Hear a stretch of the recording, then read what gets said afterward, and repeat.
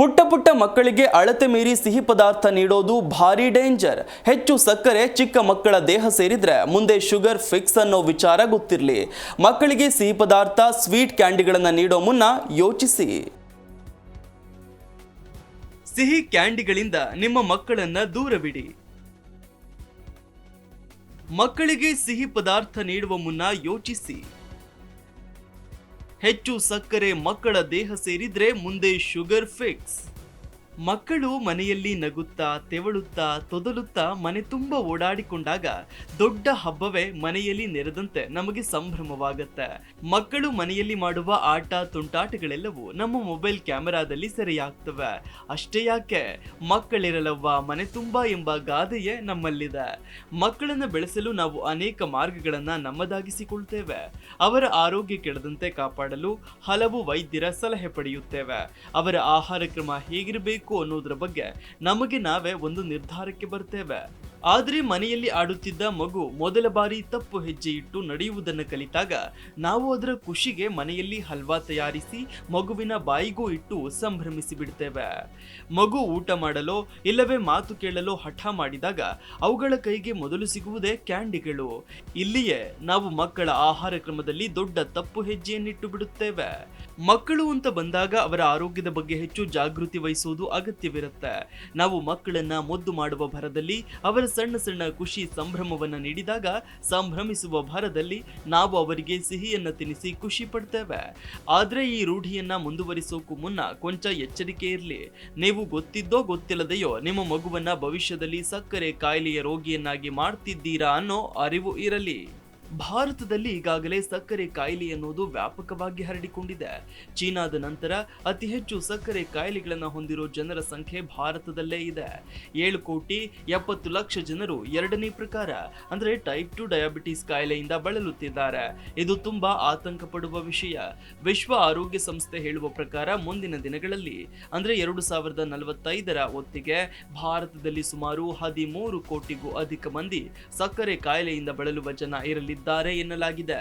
ಹೀಗಾಗಿ ನಿಮ್ಮ ಮಗುವಿನ ಆರೋಗ್ಯದ ರಕ್ಷಣೆ ಈಗ ನಿಮ್ಮ ಕೈಯಲ್ಲಿಯೇ ಇದೆ. ಕೆಲವು ವರ್ಷಗಳ ಕಾಲ ಮಗುವನ್ನು ಸಕ್ಕರೆಯಿಂದ ದೂರವಿಡಿ. ಸಿಹಿ ಪದಾರ್ಥಗಳಿಂದ ಅವರು ಅಂತರ ಕಾಪಾಡುವಂತಹ ಕಾರ್ಯವನ್ನ ಮಾಡಿ. ಅದರಲ್ಲೂ ಪ್ರಮುಖವಾಗಿ ಕ್ಯಾಂಡಿಗಳ, ಟಿಂಡರ್ ಜಾಯ್ ಇಂತಹ ಪದಾರ್ಥಗಳಿಂದ ಮಕ್ಕಳನ್ನ ದೂರ ಇಡೋದು ತುಂಬಾ ಮುಖ್ಯವಾಗಿದೆ.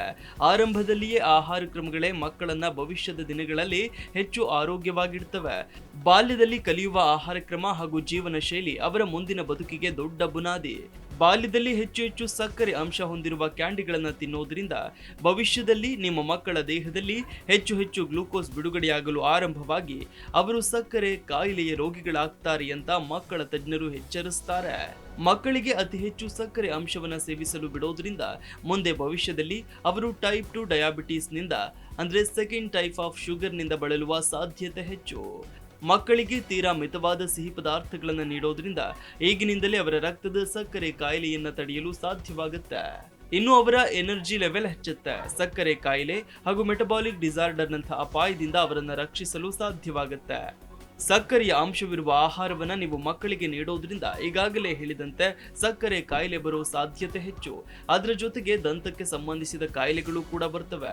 ಅತಿ ಸಿಹಿ ಪದಾರ್ಥಗಳ ಸೇವನೆಯಿಂದ ರೋಗ ನಿರೋಧಕ ಶಕ್ತಿಯೂ ಕೂಡ ಕಡಿಮೆಯಾಗುತ್ತೆ.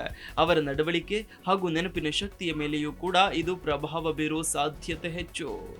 ಹೀಗಾಗಿ ಪುಟ್ಟ ಮಕ್ಕಳಿಂದ ಸಕ್ಕರೆ ಸಿಹಿ ಪದಾರ್ಥಗಳು ದೂರವೇ ಇರಲಿ. Desk bureau, G Kannada news. G Kannada news ಈಗ ನಿಮ್ಮ ಮನೆಯಲ್ಲೇ ನೋಡಿ. ಎಲ್ಲ ಕೇಬಲ್ಗಳಲ್ಲಿ ಈಗ ಲಭ್ಯ. ನಿಮ್ಮ ನೆಚ್ಚಿನ ಜಿ ಕನ್ನಡ ನ್ಯೂಸ್ ಈಗ ಸನ್ ಡೈರೆಕ್ಟ್ ನಲ್ಲಿ number 292, Tata play number 1664, Jio TV number 1334, NXT digital number 30, in cable number 30, city networks 51, U digital number 162, GTPL number 17, Rockline telecommunications number 42, Shri Basaveshwara cable number 168, rural cable network 60, Vinayaka digital 57, Abhishek cable 821, city channel 53, Siddeshwara cable network 57, V4 digital Infotech 628, Surya digital networks 53, Gajanan digital number 836, Malnad Infotech private limited number 56, Metrocast number 830, Victory digital number 167ರಲ್ಲಿ ನೋಡಿ ಆನಂದಿಸಿ.